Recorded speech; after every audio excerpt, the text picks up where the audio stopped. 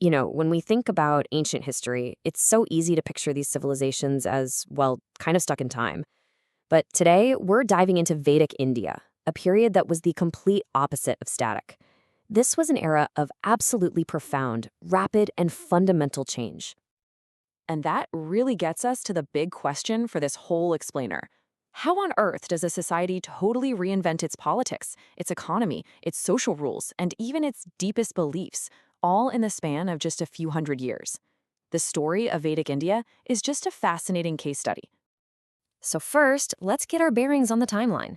We basically split the Vedic Age into two very distinct halves. You've got the Early Vedic Age, running from about 1500 to 1000 BCE, and then the Later Vedic Age, which picks up from 1000 to 600 BCE. The difference between these two, it's staggering, and that's exactly what we're here to unpack. Okay, let's start with politics, because the way power worked completely shifted, going from these small, community-run tribes to what would become the blueprint for massive, hereditary kingdoms. So in that early period, society was really built around tribes, or what were called janas. Life was mostly semi-nomadic, centered around herding. Their political world was made up of small territories called Janapadas, where power was less about some absolute king and way more about what the community decided together. And this slide just lays the contrast out so clearly. I mean, look at leadership. The Rajan, who was once a chief chosen by the tribe, becomes a hereditary monarch, a king. And the scale? It just explodes. Those small kingdoms merge into these huge territories called Mahajanapadas. And finally, how things are run. Those old community assemblies, the Sabha and Samiti, they start to fade away. And in their place, you get a formal bureaucracy and the very beginnings of a tax system. It is a complete political rewrite in just a few centuries. Now, these huge political changes didn't just happen in a vacuum. Nope. They were powered by an economic revolution that was just as dramatic, a total shift from a life built around pastures to one built around plows. I want you to try and imagine an economy where your entire net worth is just walking around on four legs. Seriously. In the early Vedic age, that's how it was. Cattle were everything. They were the measure of wealth, not gold, not territory. Sure, there was some farming, but it was pretty limited. So what was the catalyst? What single thing could be so powerful that it completely flips an entire economic system on its head? The answer, believe it or not, comes down to one single game-changing material: iron. The arrival and widespread use of iron tools changed absolutely everything. And you can see the incredible domino effect right here. Iron tools, think axes and plows, meant people could finally clear the dense forests, especially in those super fertile Gangetic plains. This leads to a massive boom in agriculture. And for the first time, society's making a real food surplus, way more than they need just to get by. Now that surplus is the key, because it can support people who aren't farmers, like soldiers and officials.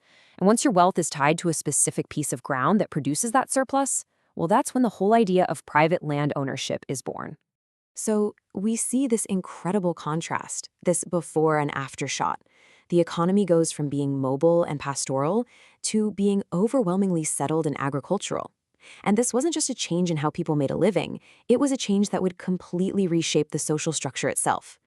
Because as life becomes more settled, more complex, and definitely more hierarchical, the very fabric of society starts to change, creating new divisions and structures that just hadn't existed before.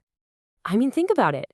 When you go from small, mobile groups to these large, settled kingdoms, you get new jobs, you get different levels of wealth.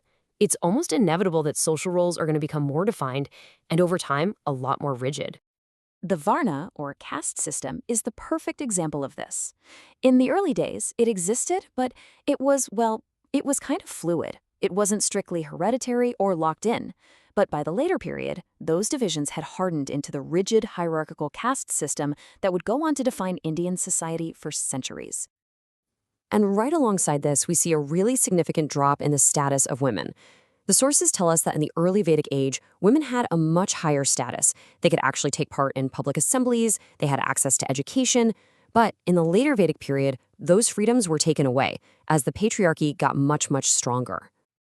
All right, finally, let's look at how beliefs evolved. Because how people understood their own place in the universe also went through a massive transformation.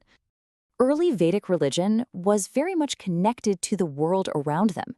They worshipped the forces of nature, personified as gods like Indra, the god of thunder and war, Agni, the god of fire, and Varuna, the god of the cosmic order.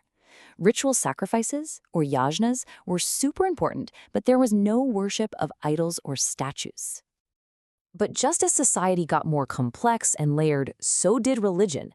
The focus started shifting away from this direct worship of nature to these incredibly elaborate, precise rituals that needed specialized knowledge held by a very select few. And this table just spells out the change.